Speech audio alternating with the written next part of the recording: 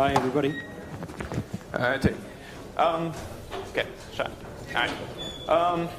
Hey, everyone. I'm Stefan Kraber. I work at Canonical. I'm the LXD and LXC project leader. And with that... And I'm James Page. I also work at Canonical, and I'm the technical architect for OpenStack at Canonical. So we're going to be talking to you about deploying OpenStack with machine containers, and Stefan is going to kick off with a bit of an overview of LXD, which is the underlying container technology that we're using. And then we'll go in a bit more on the Nova driver we've implemented as well. So I'll hand you over to Stefan now. All right. Cool. Come on. Switch. All right. OK, so what's LXD, really briefly? It's basically a new LXC experience. We've been working on that for a couple of years now. It's designed to be really simple. It comes with a completely redone, command line interface. It's got a REST API that you can interact with. You can script it really easily. It's got much clearer terminology than we ever did with LXC. It's really clear what you're doing at any time. It's really extremely fast because it's not virtualization. We're doing containers. As you know, no virtualization overhead whatsoever. Basically, raw host performance, with the exception of if you set like resource limits, you might have a tiny bit of overhead from the kernel to do the resource limitation. It's very secure. We use every single security feature that exists in the kernel effectively to make those containers as safe as you can possibly make them without turning them into a full-fledged virtual machine. And it's scalable. It works perfectly fine for your day-to-day development thing, which is what development on your laptop, which is what I'll show you afterwards. But it also scales to thousands of containers, which is what James will be talking about afterwards if you use it through OpenStack. What does it look like? So it kind of usually in a typical LXC deployment, you would have multiple hosts. They each run their own Linux kernel. You might run the same one on each of them or not. We don't really care. You run LXC is the library and that we use to actually talk to the kernel and that we've developed, which is then used by LXD, which then exports a REST API that we have clients for. So we ship with Command 9 tools, so what I'll be showing. People have been writing their own tools, talking to REST API directly. And we've got Nova LXD, which is another client for LXD itself. Now, briefly what it isn't. So as I said earlier, it's not another virtualization technology. We only focus on containers. That does restrict what you can run inside them. But it also gets you a lot more performance, especially for like idle workloads and that kind of stuff. It's not a fork of LXC. It's by the same team that makes LXC. It's just it was a nice way for us to reset kind of the UX user experience, expose LXC to like a multi-host kind of thing, and add redo a bunch of things. Like it's image-based. Yeah. It's not a fork of LXC. It is using liblxc underneath it. It's the list of what it isn't. And it's not another application container manager in the sense that it's not another Docker, it's not another Rocket. We don't care about running a single process. We don't care about what's running inside your container in any way. We take a full Linux distribution. It's in its system, and that's the extent of the interaction we've got with the inside of the container. So long as we've got an init process that we can exec, we're perfectly happy with it. We don't care what you're doing with your container. So it's really the same way as we would do for virtual machine in that regard. All right, because it's going to try and do a quick demo of what we've got right now before James goes on and talk about the OpenStack side of it. So yeah, we've got terminal. All right. So first thing on that machine, I'm just going to actually install LXD. I'm using the snap package from Ubuntu. We've got a bunch of different ways of installing it on different distros. Anyways, it's installed. It's probably generating keys right now in the background. Well, it's done already. And so we can just do the first configuration step, which is configuring everything. First, I'm going to use ZFS, have it create a new pool for me, call the pool LXD, use it on loop storage right now, default size, I do want LXD to be available over the network. Use default address port.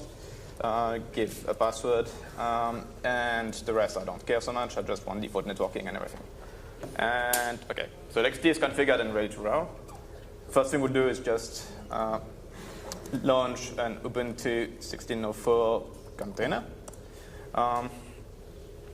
So it's going to basically grab the latest Ubuntu 16.04 image for the architecture of that system, which is 64-bit Intel. Unpack it, read the metadata from it, create a ZFS file system, because I'm using ZFS as the backend for that particular LXD. We also do BurFS, LVM, and a bunch of other backends. But ZFS in that case, so it's creating a new ZFS file system, which can then be cloned for all your containers after that, making them really, really quick to create. All right, so that's an Ubuntu container created. Now let's do an Arch Linux container, just for good measure. We've got community-maintained images produced daily for a lot of Linux distributions. We've got Alpine Linux, Arch Linux, Debian, Gentoo, Fedora, CentOS, Oracle Enterprise Linux, probably forgot a few. So there's a good chance your distro, and particular version of that distro is already available. All right, so I've got those two containers created now. That sadly doesn't really quite fit in the screen, but well, if I make it slightly smaller, it might. Well, whatever. But we see two containers running. They've got the IPv4 address, IPv6 address, fine.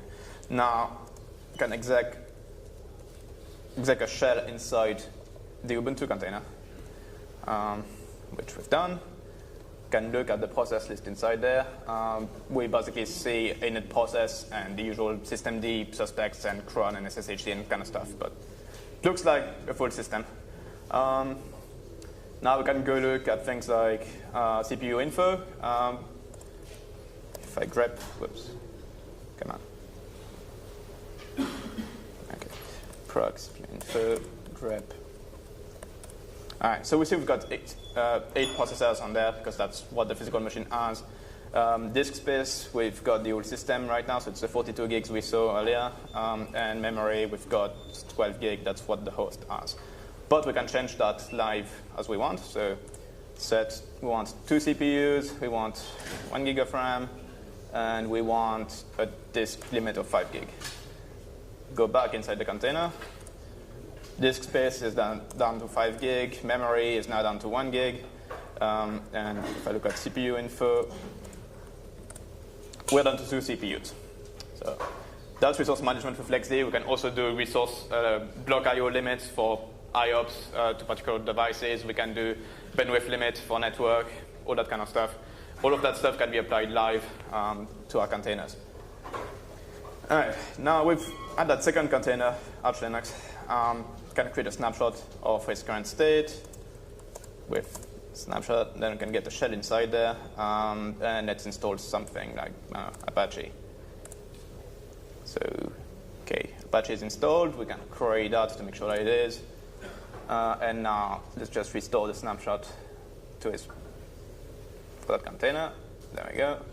And if we query, it's gone. So you can snapshot and revert extremely quickly. It takes less than a second to snapshot, less than a second to revert anything. So that's like your normal snapshot story. Now, LXD, our command line client tool, can also deal with multiple hosts. So I've got another server that I can install Git, like I do LXD remote add to add a remote server. That adds it to the list of the remotes I've got in my client. And I can now do things like list what's running on that remote server, which is nothing, and say I want to start an Alpine container on there. That's done. Can get a shell exactly the same way. That's done over the network this time. And let's create some random file on the file system and power off that container. There we go. I can now move that container to my other host. So I'm just transferred over the network. It did the ZFS and receive optimized file transfer. And we see it's now on the same machine that's running the Arch Linux and Ubuntu container. And I can just start it again here. Get my shell in there and the file is there. There's some questions. Can you change the contrast on your terminal? Maybe. Be black and white or something? Yeah, I can try. The problem is it's going to break my back to try and figure that profile. Yeah, let's see. What does that do?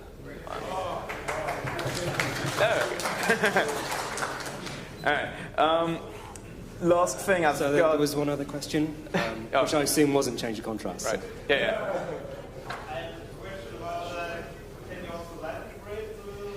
So the question is, can you live migrate containers between hosts? Right. You can live migrate containers between hosts with LXD. Yes, we do integrate with Creo.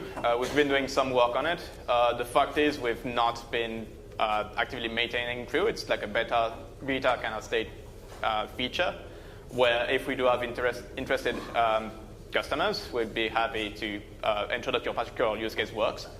But live migration in Linux means you need to be able to serialize all the kernel state of your workload, which is rather tricky. And so we can probably make it work for your particular use case if you really care about it, but making it work generically for everyone is something we just don't have enough people to get done, unfortunately. But yes, we do integrate with Creo. If Creo works, then you can live migrate containers as they're running. It's simply, if the container is running and you LXC move, it's going to serialize state, move it, restore it. All right. Okay, I'm going to try and do the last demo really, really quickly before it's James' turn. On my local laptop, one thing that we can do is also device pass-through. So I've got another container called Android, in which I can do ADB devices. It's going to show me that I've got nothing. There we go. I can add a USB device to it. It will still show me that I've got nothing because my phone's not plugged in. So now if I plug my phone in, I unlock my phone, and I run ADB devices again. Now my USB device has been passed into the container, and I can get an ADB shell, and we can see that the dev bus, that the cell phone has been passed into the container. So we also do that for GPUs. You can pass a GPU into the container if you want, and the right dev NVIDIA or dev DRI nodes will be automatically passed for you. All right, back to the slide. So really briefly, before we go to Nova LXD, just quick recap. LXD operates on system containers, so we run full Linux distros exactly like a virtual machine, but using containers on Linux. We have a really simple REST API to drive all of that. You could drive basically all I did through curl pretty easily. We do daily images of most Linux distributions, and LXD itself is available on a whole bunch of distros. Obviously, main focus is Ubuntu, but it's available on Debian through a snap. It's available on Arch Linux through a user repository, and we've got native packages in Gen 2 and Alpine Linux, as well as someone's maintaining some packages in user repository for Fedora. That's it on my side. Okay, thank you. So, all right, and for the demo, you just have to do this. All right. Okay, so Stefan's gone into machine containers and how we manage them with LXD. So I'm going to talk about how we've integrated LXD into OpenStack with a Nova driver. Okay, so if we look at KVM, we've got a number of guests running here. We can pretty much simulate exactly the same thing with LXD. Those guests are much lighter weight. There's no simulated firmware, BIOS. It's running on the host kernel, and it's just resource controlled via LXD and the various kernel mechanisms available to it. And we can slide OpenStack between those things to provide a management layer. So because LXD container is a machine container, it has very similar semantics to a libvirt KVM virtual machine. So all the things you'd expect to do on an OpenStack cloud to a KVM instance, you can do pretty much all of them to a LXD container running on a cloud as well. So the kind of normal lifecycle management for managing machines, and also resizing, snapshotting, plugging into virtualized networking. So whatever SDN you're using on OpenStack, we can pretty much plug into most things these days. And we plug in using the same semantics as a libvirt KVM driver, but without the virti overlayer and the overhead that brings as well. We can also apply resource constraints to containers. So Stefan demonstrated doing that on the fly by reducing the number of processor and memories down. But we basically can take the flavor mechanism in OpenStack and we can apply that to containers as they're created. So memory, CPU, we apply quads to I/O operations. And in the same way we can apply resource controls to the resources on the machine the container's going to consume, we can also secure the machines with the standard security group mechanisms available in OpenStack. So either IP tables firewalls or native Open vSwitch firewalling work just fine with a LXD container managed via OpenStack as a libvirt container. And we can migrate containers between hosts. So Stefan demonstrated this at the LXD level, but we can plug into the Migrate API in OpenStack as well. And we can also do a kind of neat trick of exposing an entire hypervisor as what we call an exclusive machine container. So it gives you the whole machine, but with the container abstraction layer around the processes that the user is going to be consuming on the cloud. So they're getting the bare metal performance, they're getting the benefit of being able to plug into whatever SDN is used on the cloud, but without the operational overhead of having to give someone a physical server and the complexity that brings in terms of compromising firmware, compromising BIOS, and the hygiene you'd have to do as a cloud operator to be able to manage hardware that you provide to tenants. Okay, so I'm not doing a live demo, unlike Stefan. Windows tab. Go for it. And I pre-recorded mine this morning because I was spinning chicken. Okay, so we've got a Nova LXD deployment in one of our labs. So we're just going to SSH into that and take a look at it. Right, so the normal trammel about getting access to your cloud. Let's take a look at the services we've got running. This is a 3-compute node cloud. We've got 3 hypervisors, and our control plane is actually in LXD containers on top of those as well. I'm not going to talk about that today. So let's have a look at one of the hypervisors. You can see about halfway down on the second column, this is a LXD hypervisor type rather than a QEMU hypervisor type, which is what you typically see with libvirt. We'll also have a look at the neutron agents running across the cloud, and you'll see that, although that's wrapped a little bit, we can see the Open vSwitch agents and the normal L3 and DHCP agents that we run on network nodes. So from a kind of topology perspective, the cloud looks very familiar to anybody who's ever deployed a libvirt KVM-based cloud. So we haven't got any instances running at the moment. So we'll boot a couple of instances, a small one and a large one. I'm too slow, obviously. Here we go. And they should be running pretty quickly. But I can't type fast enough, obviously. Why doesn't ASCII seminar trim the gaps? But yeah, so those instances are booting, and they should be both active and running. They're just plugged into a private network, which in this case is a GRE overlay network on the back end. So we're using the ML2 Open vSwitch plugin for the networking on the cloud. So we need to add some floating IPs to be able to access these instances. So last octet there is 161 for the small, and should be 140 when we get there for the large instance.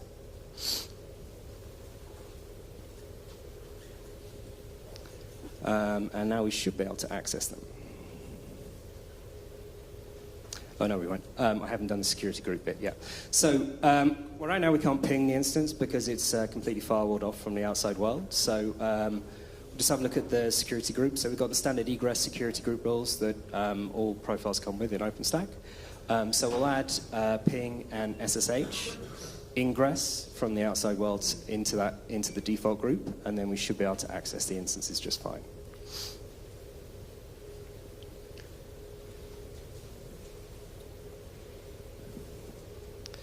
Okay, so we're getting a ping from it, so just check the other one as well.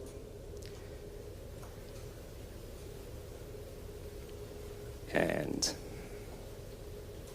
let's log into one and have a look. So have a look at the CPU info. Just see we've got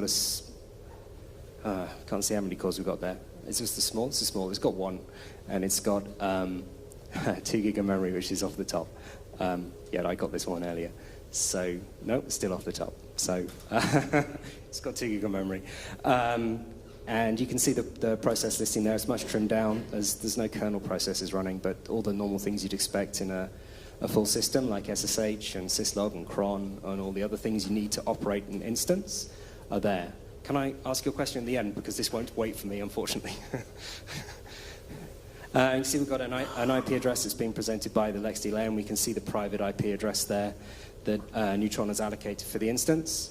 And we'll have a similar check on the large instance as well. We might get to see more CPU information here, but let's see. No, because the number's off the top. But again, this is an 8 gig machine with 4 cores rather than the 2 gig machine with 1 core that the other one had. And similar process listing as well. So hopefully that gives you a flavor that like using a LXD machine container on an OpenStack cloud is a very similar experience to what you would expect with libvirt KVM. There are still some gaps. Storage is still not a strong point.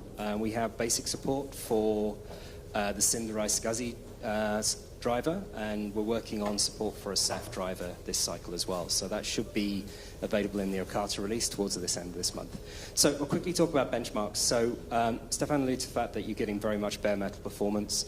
So we've got a few benchmarks to go through, just 3. This is the Hadoop TerraSort benchmark, and this is using the exclusive machine stuff I was talking about earlier, where we give a full machine to a container or a KVM instance. So we looked at the total runtime, and bare metal and Nova LXD come very, very close. I think the diff there is mainly due to the use of overlay networking and the overhead that brings in at the networking layer. KVM took quite a bit longer. We had a number of failed jobs that had to be retried, so that it did push things out. And I've got a few latency things as well. So Cassandra Stress has lots of small writers. So we can see write latency with LXD compared to KVM is much, much lower. And again, that results in much, much higher throughput for a Cassandra Stress benchmark. Okay, so I think we've got about 3.5 minutes left now. So if anybody's got any questions, please put your hand up and I'll repeat them. A couple of questions. Can you use LXD to pin to a particular CPU? So the question is, can you use LXD to pin a container to a particular set of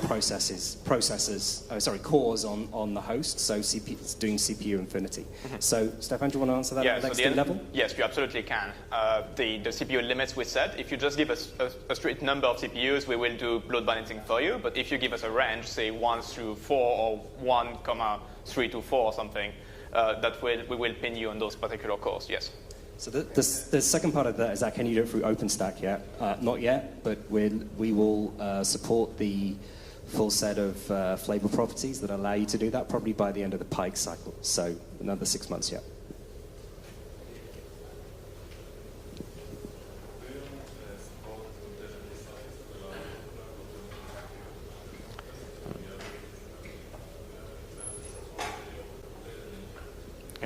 First question is, do you support container resize?